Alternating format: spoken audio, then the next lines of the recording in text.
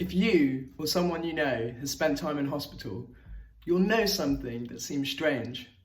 You'll probably sleep very badly in hospital. I've lost count of the number of times my ill brother said, "I want to come home so I can rest." It sounds a bit mad, so what's going on? I feel like I've got a diploma in hospitals. It's not accredited, it's from the University of Life, and some of the most intense modules have been over the last 18 months, which has sadly seen the death of my uncle and brother, while my gran is currently in and out of hospital. So having spent a lot of time in hospitals, I've experienced firsthand the incessant beeping of machines. It's like a Las Vegas casino. The constant testing of vitals and more. Overhearing heartbreaking medical diagnoses, puking, screaming family arguments through the plastic curtains that make a mockery of patient confidentiality.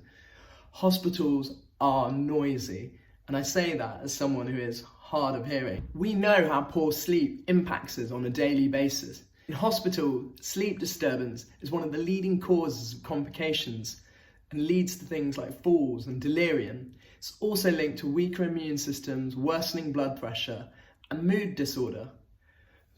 So why does this happen? Well, number one, suboptimal hospital design. We put patients together in wards, which are inevitably busier. I saw how my brother was better rested when he was in an intensive care room that was private to ward off infection. Side note, this is what I call the paradox of getting better in hospital. The better you get, the less care you get. It totally makes sense to put resources where they're most needed, but it can be a strange experience as a patient. Number two, testing is prioritised over patient sleep. Checks are aligned to shift patterns or times, so information is available for when doctors do their morning rounds. And often, there is no separation between those with serious conditions and those without. In 2013, researchers found that half of all patients woken up for vital check didn't need to be.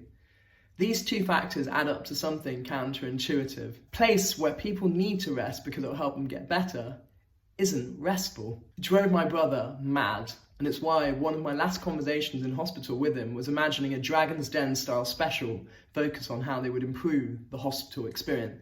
For him, he dreamed of a hospital bed that was wider and slightly firmer. Despite such experiences though, there isn't as much pressure as you might expect on hospitals to improve the patient experience, as patients often assume the interruptions they experience are necessary.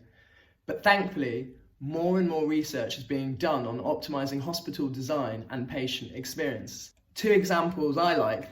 One study showed that patients looking out at trees had shorter hospital stays than those viewing a brick wall. Another experiment instructed nurses to eliminate all unnecessary nighttime intrusions for 8 hours and darken the room. The result? Sleep disturbances were reduced by 38%.